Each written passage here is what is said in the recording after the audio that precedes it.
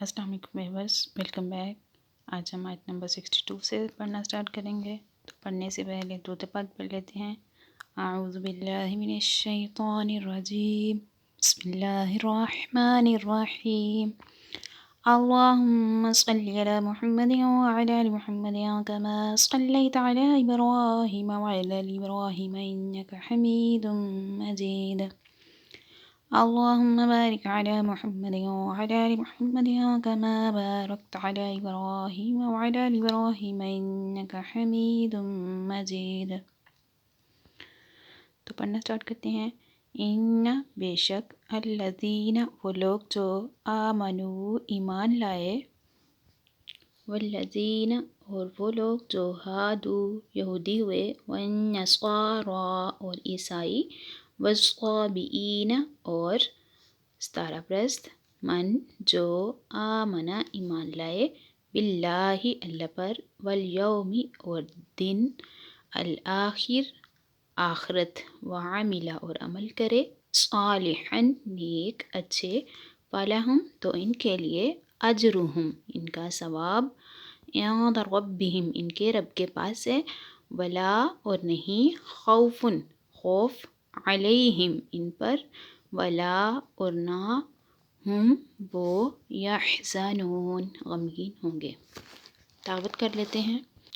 ان الذین آمنوا والذین هادوا والنصارى والصابئین من آمن باللہ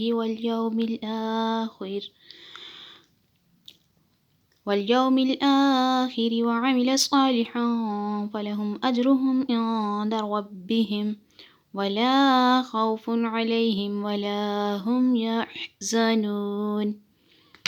ترجمہ: بے شک ایمان والوں نیز یہودیوں اور عیسائیوں اور ستاروں کی پوجا کرنے والوں میں سے جو بھی سچے دل سے اللہ پر اور آخرت کے دن پر ایمان لے آئیں اور نیک کام کریں تو ان کا ثواب ان کے رب کے پاس ہے، اور ان پر نہ کوئی خوف ہوگا اور نہ وہ غمگین ہوں گے۔ تو اس آیت میں یہی بتایا جا رہا ہے کہ اصل ثواب کا حقدار کون ہے۔ تو اس کی وضاحت کچھ کر لیتے ہیں۔ تو اس آیت میں یہی کہا جا رہا ہے کہ اگر کوئی ایمان والے ہیں، یہودی ہیں یا عیسائی یا ستاروں کو پوجا کرنے والے ہیں، اور ان سب میں سے اگر کوئی سچے دل سے اللہ پر اور آخرت کے دن پر ایمان لے آتا ہے اور اچھا کام وہ کرتا ہے ثواب کی نیت سے، اگر کسی کی نیت ثواب کی نیت نہیں ہوگی تو اس کو کیا ہے کہ اس کو اجر نہیں ملے گا، اور اگر وہ ثواب کی نیت سے نیک کام کرتا ہے تو اسے نہ کوئی خوف ہوگا اور نہ ہی وہ غمگین ہوگا، نہ ہی کوئی خوف ہوگا، نہ ہی وہ کسی چیز کا اسے غم ہوگا۔ تو نیکسٹ پڑھتے ہیں۔ اور اذ جب، اخذنا ہم نے لیا، میثاقکم تمہارا عہد، ورفعنا اور ہم نے بلند کیا، فوقکم تمہارے اوپر، الطور طور پہاڑ، خذوا پکڑو تھام لو، ما جو، آتیناکم ہم نے دیا تمہیں، بقوۃ مضبوطی سے، واذکروا اور یاد کرو، ما جو کچھ، فیہ اس میں ہے، لعلکم تاکہ تم، تتقون پرہیزگار بن جاؤ۔ وَإِذْ أَخَذْنَا مِيثَاقَكُمْ وَرَفَعْنَا فَوْقَكُمُ الطُّورَ خُذُوا مَا آتَيْنَاكُمْ بِقُوَّةٍ وَاذْكُرُوا مَا فِيهِ لَعَلَّكُمْ تَتَّقُونَ۔ ترجمہ: اور یاد کرو جب ہم نے تم سے عہد لیا اور تمہارے سروں پر طور پہاڑ کو معلق کر دیا اور کہا کہ مضبوطی سے تھامو اس کتاب کو جو ہم نے تمہیں عطا کی ہے اور جو کچھ اس میں بیان کیا گیا ہے، اور یاد کرو اس امید پر کہ تم پرہیزگار بن جاؤ۔ یہاں پر توراۃ کے احکام قبول نہ کرنے کی وجہ سے بنی اسرائیل پر سختی اور اس کا طرز عمل بیان کیا جا رہا ہے۔ مزید بیان ہوا ہے،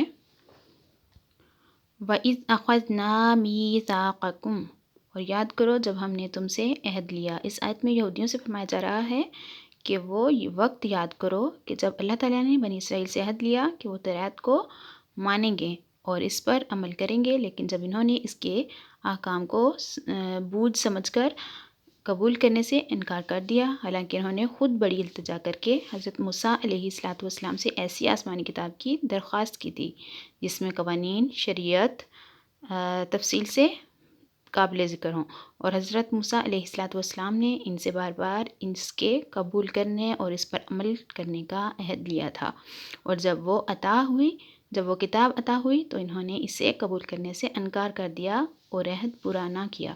جب بنی اسرائیل نے اللہ تعالیٰ سے کیا ہوا عہد توڑا تو حضرت جبرائیل علیہ السلام نے اللہ تعالیٰ کے حکم سے طور پہاڑ کو اٹھا کر ان کے سروں کے اوپر ہوا میں معلق کر دیا، اور حضرت موسیٰ علیہ السلام نے ان سے فرمایا تم یا تو عہد قبول کرو ورنہ پہاڑ تم پر گرا دیا جائے گا اور تم کچل ڈالے جاؤ گے۔ اس میں صورتاً عہد پورا کرنے پر مجبور کرنا پایا جا رہا ہے، لیکن در حقیقت پہاڑ کا سروں پر معلق کر دینا اللہ تعالیٰ کی قدرت کی قوی دلیل ہے جس سے دلوں کو اطمینان حاصل ہوتا ہے۔ بے شک حضرت موسیٰ علیہ السلام اللہ تعالیٰ کے رسول ہیں اور ان کی اطاعت اللہ تعالیٰ کو مطلوب ہے، اور یہ اطمینان ان کو ماننے اور عہد پورا کرنے کا اصل سبب ہے۔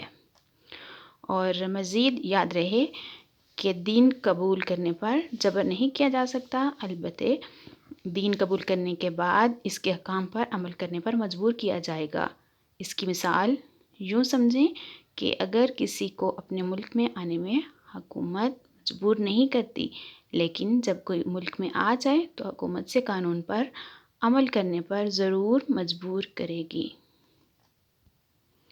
مزید آیت نمبر 63 نیکسٹ ویڈیو میں پڑھیں گے، تو چینل کو سبسکرائب، لائک اینڈ شیئر ضرور کریں۔